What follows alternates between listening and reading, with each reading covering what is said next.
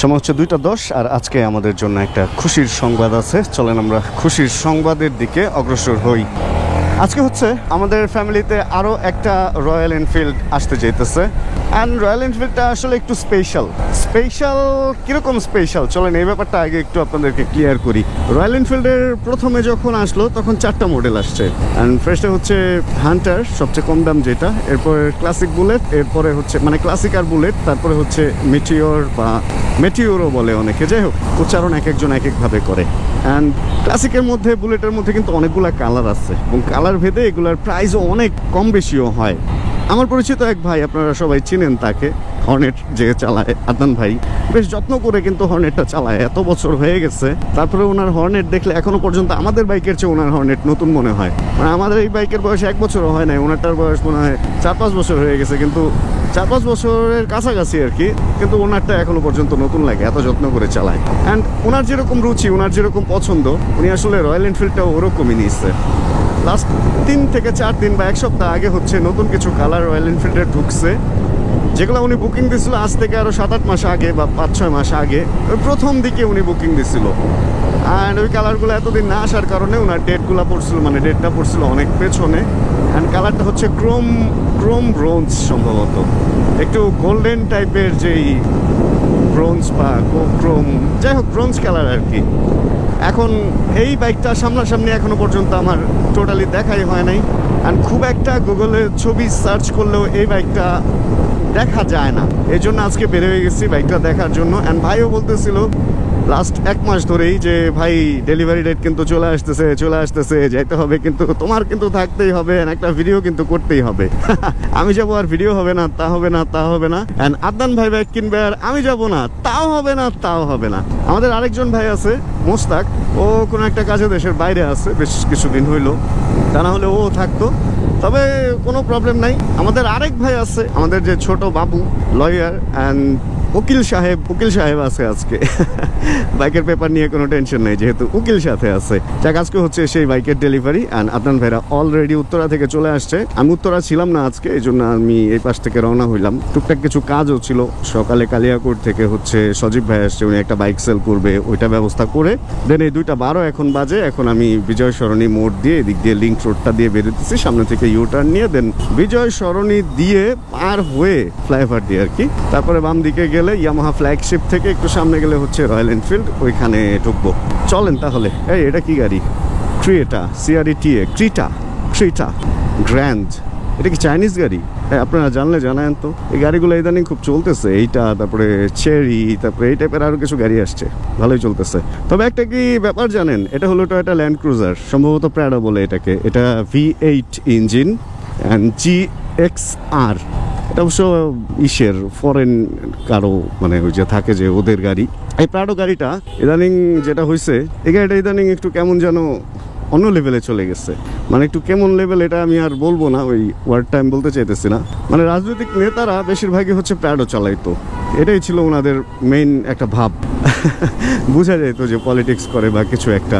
And এই দেশের বর্তমান পরিস্থিতিতে আসলে প্রাডো একটু কম দেখা যায়, কারণ আসলে যারা চালাইতো তারা একটু মনে হয় মানে নাই আর কি, এই জন্যই হয়তো বা প্রাডোটা একটু কম দেখা যেতেছে। আর আমার এক সময় প্রাডো ভালো লাগতো, মানে পার্ল কালারের প্রাডো খুব ভালো লাগতো, কিন্তু পরে যখন এই যে নেতারা তারা চালানো শুরু করলো, তখন প্রাডো থেকে আস্তে আস্তে রুচি উঠে গেছিলো, সত্যি কথা। আর আরেকটা ব্যাপার হচ্ছে এখন লেক্সাস ভালো লাগে। ভালো লাগার তো শেষ নাই। মানে যদিও উনি কি করে, যদিও এটা আমার সামর্থ্যের মধ্যে নাই, মানে এখন প্রাডো কেনা বা এগুলো আমার সামর্থ্যের মধ্যে এখন নাই, বাট ইনশাআল্লাহ যেভাবে খাটতেছি, যদি আল্লাহ সহায়, মানে আল্লাহ যদি চায়, আমি অবশ্যই একদিন বড় কোনো গাড়ি কিনবো, সেটা প্রাডো তো না, লেক্সাস বা এই টাইপের কিছু একটা, ইনশাআল্লাহ। আপনাদের দোয়া থাকলে হয়ে যাবে। আচ্ছা, এত ভিড় ভাট্টা কেন এই রোডে? এদিক দিয়ে আসলাম, তারপরে এত ভিড়। এই গাড়িটা তো নিচু কেন? ক্যামরি গাড়িগুলো অনেক রিভলিউশন হয়েছে। দেখেন এই ক্যামরিটা পুরাই মডেল চেঞ্জ হয়ে গেছে। প্রথম দিকে যখন ক্যামরি আসতো 2000 আগের দিকে, তখন ছিল একরকম, অ্যান্ড এখন ওইটার বৈশিষ্ট্যটা ধরে রাখছে, কিন্তু একটা এরকম স্পোর্টি ফিল চলে আসছে। এগুলো আগে একটু এরকম স্পোর্টি ছিল না। ক্যামরি, তারপর মার্ক 2, ভাই এগুলো আগে থেকে অনেক সেই লাগে। আরেকটা গাড়ি আমার অনেক বেশি ভালো লাগে, হোন্ডা ভিগর মেবি। এটা ভাই আমি যখন স্কুলে পড়ি তখন যখন দেখতাম মোটা মোটা চাকা দিয়ে যখন ঘুরতো, ভাই যা লাগতো। অ্যান্ড এই BMW বিএমডাব্লিউটা দেখেন, আমি ক্যাপসুল বলছিলাম না, অ্যান্ড এটা আপনারাই দেখেন তো, এটা মানে রাউন্ড শেপ না, ক্যাপসুল ক্যাপসুল একটা ব্যাপার আসে। কিন্তু এখন ঢাকা মেট্রো এটা কি 1500 সিসি হয় কি জানি, আল্লাহ ভালো জানে, আমি জানি না বিএমডাব্লিউর সিসি কত হয় বা কি, কিছুই জানি না। আচ্ছা, যেখানে আমরা ছিলাম এই যে আরেকটা গাড়ি, এইটা কি সুজুকি সুইফট উত্তরা ইউটিটি আরে, এই গাড়ির মডেল কি উত্তরা? সুজুকি সুইফট উত্তরা কেন হবে? এটা মনে হয় উত্তরা মোটরস ইম্পোর্ট করতে এরকম কিছু, এই জন্য উত্তরা লিখে দেবে একটা গাড়ির মধ্যে। যাই হোক, সব কিছু বলে এই গাড়ির কালারটা অনেক বেশি সুন্দর। সিএইচআর এর মধ্যে এই টাইপের একটা কালার আসে, মানে আনকমন আর কি। একটা জিনিস খেয়াল করছেন, একটা সময় আনকমন জিনিস মানুষ কিনতে চাইতো না, আনকমন গাড়ির কালার, আনকমন বাইকের মানে খ্যাত বলতো। কিন্তু এখন সাদা, কালো, লাল, নীল এই 4টা কালার মানে এই হওয়ার পর, রেগুলার হয়ে যাওয়ার পর, এখন এই ধরনের আনকমন গাড়িগুলাই আসলে মানুষ চালাইতেছে। আসলে যুগের সাথে অনেক কিছুই চেঞ্জ হয়। কমলা রঙের গাড়ি মানে এক সময় মানুষ বলতো সি এটা কি কিনছে, কিন্তু এখন কমলা রঙের গাড়ি যদি ল্যাম্বরগিনি কমলা হয় ভাই, ওটার মনে হয় দাম এমনি নর্মালের যে এডিশন, ওটার চেয়ে কমলা এডিশনের দাম মনে হয় একটু বেশি হবে।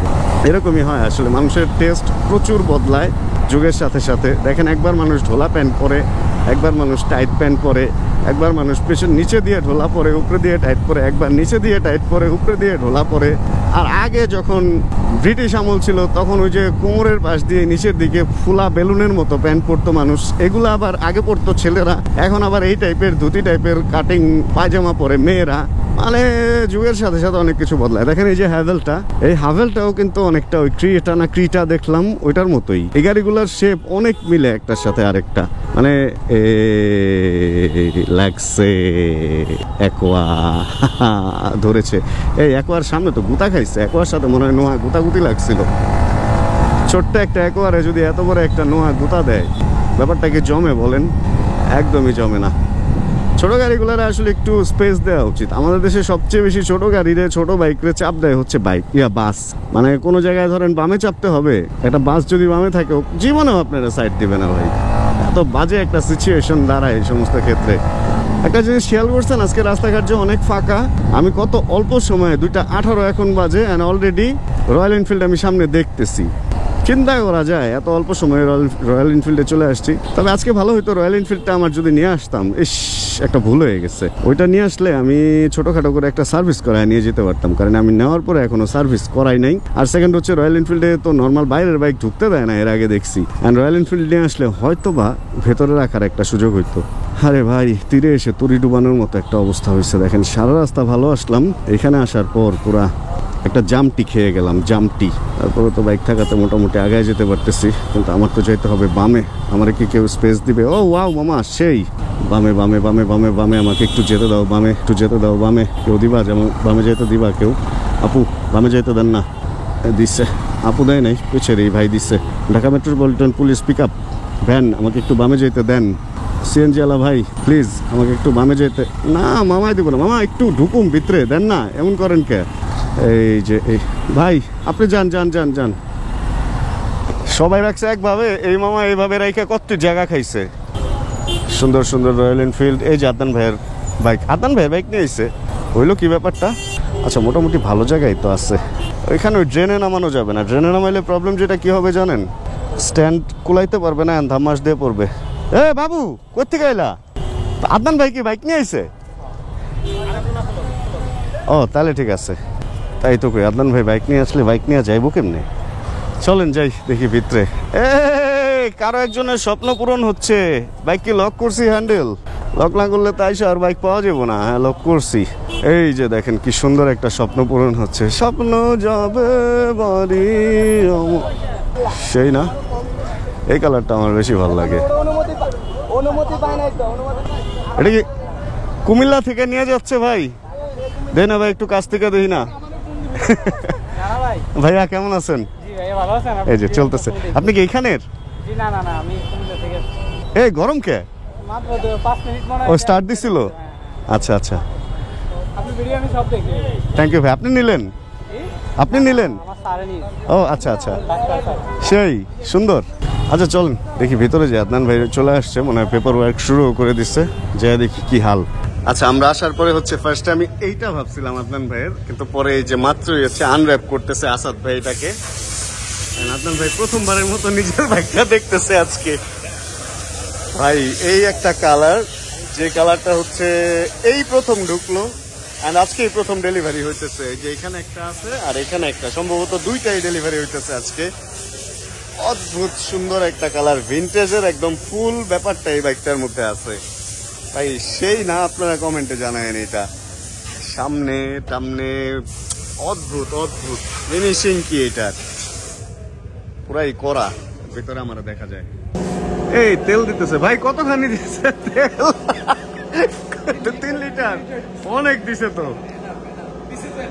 হ্যাঁ, বাইক মোটামুটি রেডি হওয়ার পথে। লুকিং গ্লাস এখনো লাগানো হয় নাই, বাট পেপার ওয়ার্ক সব শেষ হয়ে গেছে। আদনান ভাই হাতে পেপার নিয়ে ঘোরাঘুরি, কিছুক্ষণের মধ্যে আশা রাখি ডেলিভারি হয়ে যাবে।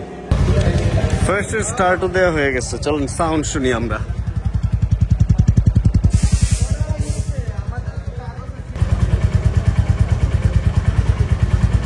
এই ফাইনাল চ্যাপ্টার চলতেছে, যে ভাইয়ের ফটো সেশন চলতেছে এবার একদম জায়গা মতো।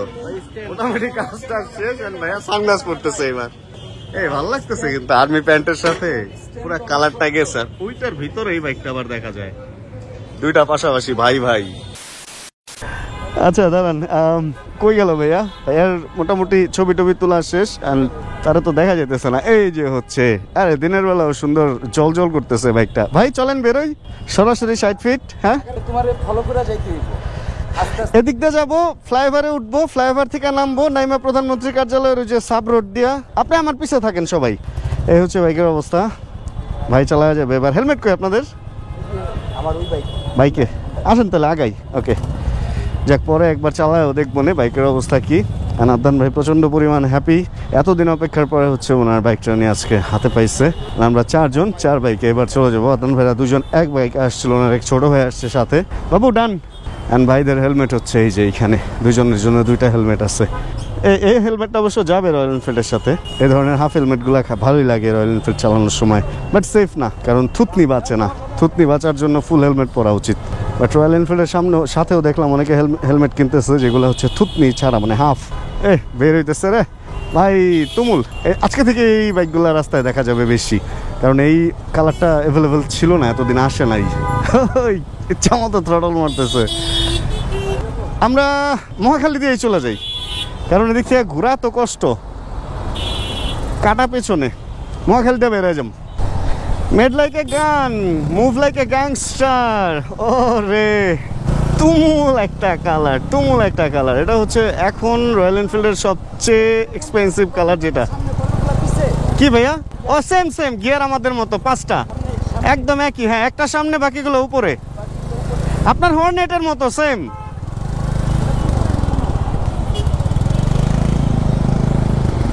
হঠাৎ করে আসলে হর্নেট থেকে এটাই বসে ভাইয়ের একটু আনইজি লাগতেছে, এটা আমিও বুঝতেছি। আমিও যখন প্রথমবার উঠছিলাম একটু আনইজি লাগছে।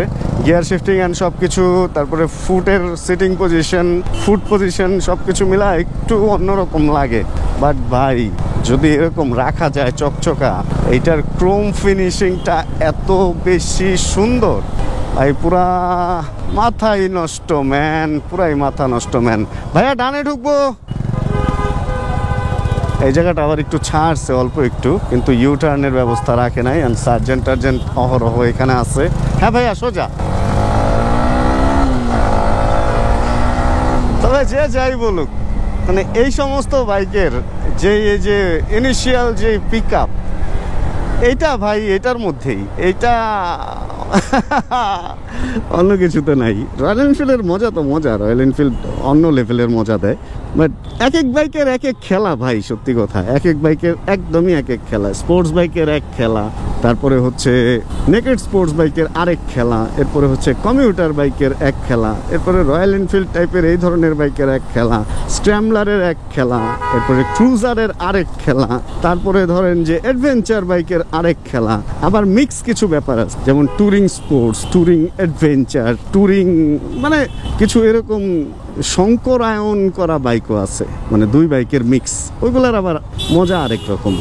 তবে সব বাইকের সব মজা যদি একটার মধ্যে চান সেইটা হচ্ছে কমিউটার বাইক। কমিউটার বাইকের মজা হলো ওটা অন্যরকম, ওটার মধ্যে সব বাইকের একটু একটু একটু একটু মজা দিয়ে রাখছে। মানে ডাক্তারি শ্রেণীতে যেটা হচ্ছে এমবিবিএস, সব কিছুই পড়তে হবে আপনাকে, এবং পরে এমবিবিএস পাশ করার পরে আপনি ঠিক করবেন যে আপনি কোন সাইডে যাবেন। ঠিক ওই রকম কমিউটার ব্যাপারটা হচ্ছে মোটরসাইকেল লাইনের এমবিবিএস টাইপের। যাই হোক, চলেন আমরা এদিক থেকে এবার সবাই একসাথে বের হয়ে যেতেছি হচ্ছে বাইক ফেরির দিকে যাবো। অ্যান্ড বাইক ফেরিতে বাইকগুলো সব রাখবো, অ্যান্ড রাখার পরে হচ্ছে আমরা খাওয়া দাওয়া করবো। ভাইদেরকে একটু খাওয়ার জন্য নিয়ে যেতেছি রেস্টুরেন্ট, যেটা আমি নর্মালি খাই, কারণ ওইখানের ফুড কোয়ালিটি মোটামুটি গুড। অ্যান্ড ভাইরাও আসলে সবাই উত্তরা চলে যাবে, তা আমি বলতেছিলাম আপনারা উত্তরা যান, আমি না হয় মিরপুর ঢুকে যাই, কিন্তু ওনারা বলতেছে না একসাথে খাওয়া দাওয়া করবে। আসলে সময়ও মোটামুটি খারাপ হয় না একদম। এখন বাজে হচ্ছে অলরেডি 4:31, লাঞ্চ আওয়ার পার হয়েও বেশি হয়ে গেছে, এই কারণে খাওয়া দাওয়া তো করতেই হবে। চলেন তাহলে আমরা একসাথে একটু খাওয়া দাওয়া করি আজকে। বিজয় সরণি সিগন্যালের সবচেয়ে সামনে দাঁড়াইছে, আর এখানে দেখলাম যে আর্মি ও এমপি দেওয়া হয়েছে, ক্যান্টনমেন্টের মতো করে ফেলা হইতেছে। ভালো, এই জিনিসটা ভালো। ক্যান্টনমেন্টের মতো রুল মানলেও ব্যাপারটা ভালো হইতো। ওই যে ওইখানে নৌবাহিনীর একজন, আর্মির একজন, অ্যান্ড পুলিশের একজন, অ্যান্ড স্টুডেন্টদের একজন, 4 ধরনের মানুষ ট্রাফিক সিগন্যাল কন্ট্রোলিংয়ে এখানে আছে। তবে আমি যখন খুব ছোট ছিলাম আমার খেয়াল আছে বিশেষ করে এই মোড়গুলাতে ট্রাফিক সিগন্যালের জন্য লাইট ছিল, আর মানুষজন লাইট দেখেই যাইতো, লাইট দেখে আসতো, লাইটের সিগন্যালটা মানতো। এখন তো ঢাকা থেকে আসলে ল্যাম্প পোস্টের যেই সিগন্যালটা, মানে ল্যাম্প যেই সিগন্যালটা, ওই সিগন্যাল আসলে নাই হয়ে গেছে বলতে গেলে। ওই সিগন্যাল দেখাই যায় না, যেখানেও আছে কেউ মানে না, বাট ক্যান্টনমেন্টে মানে। এখানেও আছে, ওই সিরিয়ালে আছে, কিন্তু কে দেখে ওগুলা? আমরা ওগুলোর দিকে আসলে কখনো কি তাকাই? এখন আর রেগুলার ট্রেন্ড নাই, বাট এক সময় চলতো। এখন মানুষ দাঁড় করে মানুষের সিগন্যালই মানতে চায় না মানুষ, এমন একটা অবস্থা হয়ে গেছে। কি একটা দুর্ভোগ জানেন এই ধরনের বাসে ওঠা। যখন আমি আসলে ওই মোল্লার টেক, আমাদের এলাকার নাম কসাইবাড়ি মোল্লার টেক, ওইখান থেকে সকালে রিক্সা এয়ারপোর্ট এসে দেন এয়ারপোর্ট থেকে হচ্ছে বাসে এইভাবে আমার উঠতে হতো। স্কুল অ্যান্ড কলেজ দুইটাই আমার ছিল ফার্ম গেটে। জানেনই তো এয়ারপোর্ট থেকে ফার্ম গেট আসা এবং যাওয়া, ভাই জীবনটা আসলে বরবাদ। আজকে ওনাদের বাসে উঠা দেখে জিনিসটা আমার মনে পড়ে গেল। যাক, এখন লাইফ অনেক ইজি হয়েছে বাইক হওয়াতে। তখনও আসলে একটা স্বপ্ন ছিল যদি একটা বাইক থাকতো বা এরকম কিছু, বাট বলার সাহস পাইতাম না। আসলে বাসায় বাইকের কথা কি, সাইকেলের কথা বলারই সাহস পাইতাম না। এই জন্য ভাই যখন ইনকাম টিনকাম করা শিখলাম, কিছুদিন আগে আমার 8টা বাইক ছিল। মানে যেই স্বপ্নটা আধুরা ছিল ওই স্বপ্নটা পূরণ করছি বাইক দিয়ে। মোটামুটি বাংলাদেশে যে কটা ব্র্যান্ডের 150cc সেগমেন্টের বাইক ছিল সবগুলোই আমার কাছে ছিল। তবে আসলে ভালো, ফ্যামিলি থেকে বাইক দেয় নাই, এটাতেও আমি খুশি। কারণ ওই টাইমে যে বান্দর ছিলাম, ফ্যামিলি থেকে বাইক দিলে বড় মাপের কোনো অঘটন ঘটাইতাম, এটা মানে আমি নিজেও জানি। আর একটা জিনিস ফ্রি পাইলে ওইটার প্রতি ওই মায়াটা থাকে না। এখন নিজের টাকা দিয়ে বাইক কিনি, বাইকের প্রতি যে মায়াটা করি, যে যত্নটা করি, বা চিন্তা করি যে বাইক থেকে একটা অ্যাক্সিডেন্ট হইলে তো আসলে আমাকে কে রিকভারে হেল্প করবে, এগুলা চিন্তা করে বুঝে শুনে চালাই। বাট ওই ফ্রি পাইলে ওই এত চিন্তা থাকতো না হয়তো বা। এই আর কি। এই রাস্তাটা অলওয়েজ আমার অনেক বেশি পছন্দের, অলওয়েজ। আর আজকে একটু মেঘলা মেঘলা দিন, ঠান্ডা ঠান্ডা আবহাওয়া, এই রাস্তাটা যা লাগতেছে আরও সুন্দর লাগতেছে। পুরা ব্যাপার স্যাপারই অন্যরকম ভাই, ব্যাপার স্যাপারই অন্যরকম, পুরা দমে চিল ভাইব। কৃষ্ণচূড়া গাছের নিচে এমটি নিয়ে দৌড়াচ্ছি আমি, পেছনে আমার ভাইরা কই গেল তা তো আমি না জানি। কই গেল আসলে ওরা? বেশি ফাস্ট চালায় ফেলছি নাকি? আমি এখন যখন ভিডিও রেকর্ড করতেছি তখন অলরেডি সন্ধ্যা হয়ে গেছে। আর যেটা হচ্ছে আদনান ভাইকে বিদায় দিয়ে দিচ্ছি। ওনার হচ্ছে আবার একটা কাজ করে গেছে, মূলত গাড়ির ব্যবসার সাথে আছে। আর একটা গাড়ি যেন কোন জায়গায় আসছে, ওই গাড়িটা হচ্ছে কি খবর, গাড়িটা হচ্ছে উনি দেখার জন্য গুলশানে আজাদ মসজিদের ওদিকে অলরেডি চলে গেছে। আর খাওয়া দাওয়া করছি একসাথে, আমরা খাওয়া দাওয়া করে দেন ওনাকে বিদায় দিয়ে বাইক ফেরিতে আসছিলাম। এখানে ছোট্ট একটা কাজ ছিল, পাশে বিকাশের একটা চুক্তিপত্র কি যেন আছে, ওইটা প্রিন্ট দিলাম। যেহেতু এগুলা পার্সোনাল ব্যাপার, ব্লগের বাইরে যে বিজনেস গুলোর সাথে আছি ওইগুলোর ব্যাপার স্যাপার। আর এখন হচ্ছে এখান থেকে বিদায় হয়ে যাবো। আর তার আগে একটা বাইক আপনাদের দেখাই।